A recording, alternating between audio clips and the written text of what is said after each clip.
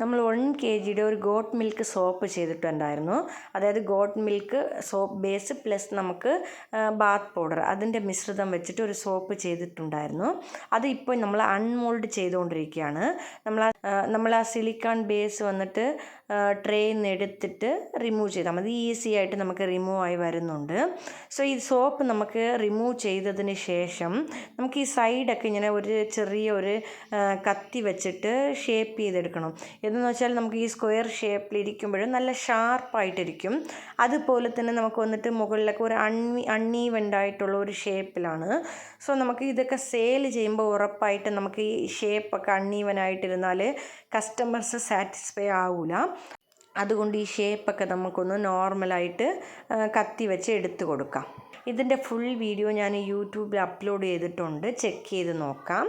So പ്രോഡക്റ്റും കാര്യങ്ങളും എന്തെങ്കിലും വേണമെന്നുണ്ടെങ്കിൽ വാട്സപ്പിൽ കോൺടാക്റ്റ് ചെയ്താൽ മതി.